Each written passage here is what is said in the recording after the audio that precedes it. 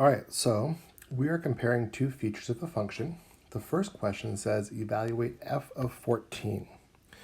So we're evaluating f of 14. That is our x value is 14, and we want to know at 14, what is my y value? So my y value would be 8. So we could say f of 14 equals 8. Or you could write it as an ordered pair, where you could say 14, 8. The next question says, evaluate f of x equals 0. So here it's saying f of x equals 0, so your output is 0. If your output is 0, what is your input? So your input is 4 and maybe 9.8. Something around that area. Okay? So using our output, we can find our two inputs for this one. Okay.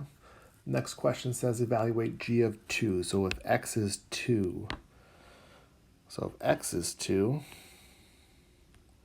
then the output is 7. So you could write g of 2 equals 7, or you could write it as an ordered pair, which would be 2, 7. Those are options. Okay. The next question says g of x equals 1. So if your output is 1, and we're talking about g of x, what's your input? 13. So g of 13 equals 1, or 13 comma 1.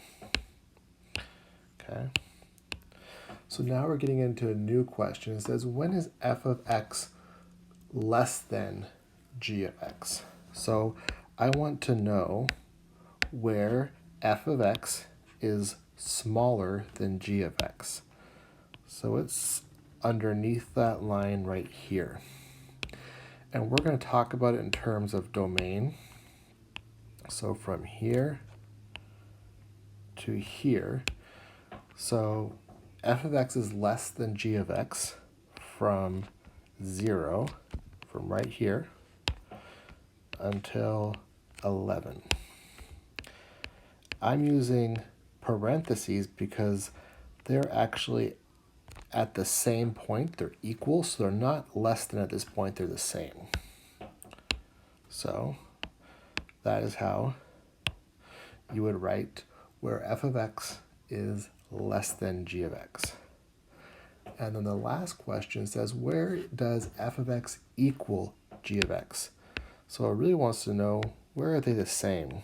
So they're the same right here, and they're the same right here. So you could say they're equal at 0, 8, and they're also equal at 11, 2. There you go. Let me